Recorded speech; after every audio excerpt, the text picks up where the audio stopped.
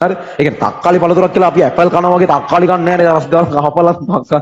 ඊ යාර ඒක ගන්න නැහැ නේ. ඒතර මේ එහෙම කරන්නේ නැහැ නේ අපි. ඒ තමයි. කමන්නේ ඌ ඇවිල්ලා අවුරුදු 4 දී තමයි විකාර ප්‍රශ්න අහන්න පටන් ගන්න පොඩි උන්. ඒ කියන්නේ අද හෙටද ඒ වගේ වහනවා. උන් ඒ කියන්නේ දැන් අර හෙටක් ගැන කතා කරන මිනිස්සු හැමදාම මේ මගුල එන්නෙත් නැහැ. හැමදාම හෙට ගෙද්දි ආයෙ හෙටක්.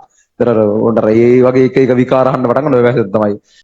ඒතර ක්‍රමයක් නැද්ද මොකක්වත් හරියටම ඕන කෙනෙක් සහ සමාජ සංයෝගයක් දෛනික සංයෝගයක් දෙක බෙදන්න මොකුත් එහෙම ක්‍රමයක් නැද්ද? නැහැ. එතකොට අපි කොහොමද දැනගන්නේ? ක්‍රමයක් නැත්නම් අපිට දැනගන්න විදිහක් නැහැ. තමයි ඒක වෙන්නේ භාවිතය තුලින්. භාවිතය තුලින් කියන්නේ. දැන් ඕගොල්ලෝ එළවලු පළතුරු වෙන් කරගන්න පුරුදු වෙලා තියෙන්නේ. පුළුවන් නේ බහුතරයක් කියොන්ට එළවලු පළතුරු වෙන් කරගන්න. බහුතරයක් කියොන්ට කියන හැම එකටම පුළුවන් වෙන්න ඕනේ. ඒ කියන්නේ බහුතරයක් කියොන්ට පුළුවන් කියලා හරියන්නේ නැහැ. ඒ වගේ දෙයක් නම් හරි හැමෝටම කියන්නේ බහුතරයක් එළවලු පළතුරු වෙන් කරගන්න පුළුවන් ඇති. ඒ කියන්නේ සමහරක් ඒවා එළවලුද පළතුරුද දන්නේ නැතිව වරින්ෙන් ඇති. නමුත් ගොඩක් ඒවා එළවලුද පළතුරුද කියලා වෙන් කරගන්න ඕගොල්ලන්ට පුළුවන්. කොහොමද ඒක කරන්නේ ඕගොල්ලෝ? හරි ඔයාලගෙන් අවුරුදු 3 විතර එකෙක් ඇවිල්ලා උන්ට පුළුවන් ද කතා කරන්න ඔය වගේ දෙයක් සම්බන්ධ. හරි 4ක් දාමු අවුරුදු.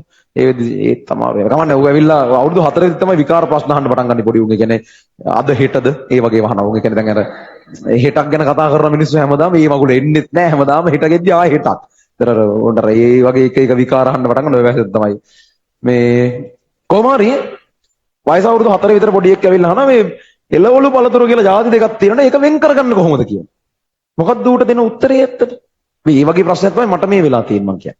අයින් පළතුරු වල අර්ථ දැක්වීම දන්න කවුරුත් ඉන්නවද? මං හිතන්නේ නැහැ. ඒ කියන්නේ පළතුරු අනු මෙහෙමයි කිය. තියෙනවද දන්නෙත් නැහැ අර්ථ දැක්වීමක්. කොහොම හරි එහෙම අපි දන්නේ නැහනේ. එතන ළඟින් යන ඒවා කියත හැකි. ඒ කියන්නේ උයලා කන්නේ ඒවා එළවලු. එහෙම කියත හැකි. හැබැයි ඒ වුණාට අඹ එහෙමත් උයලා කන්නේ. කැරට් අමුයෙන් කන්නේ. හරිද? එතකොට මේ ඒ වගේ අර ගොඩක් වෙලාවට ගැලපෙන ඒවා තියෙන්න පුළුවන්. හැබැයි 100%ක්ම ගැලපෙන අර්ථ දැක්වීමක් නැහැ. එතකොට ඒවා අපි පුරුදු වෙන්නේ කාලයක් තිස්සේ ඒවා එක කතා බහ කරමින් ගනුදෙනු කරන එක තුලින්. අක්කාලි එළවලුවන්ද පළතුරක්ද? අක්කාලි. ඈ මොකක්ද නැත්තේ?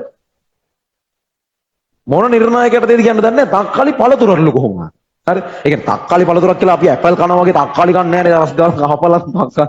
ඊ යාර ඒක ගන්න නැහැ නේ. ඒතර මේ එහෙම කරන්නේ නැහැ නේ අපි. එතකොට ඒ වගේ අර එහෙම අద్భుත අමුතු තැන් තියෙනවා මේක.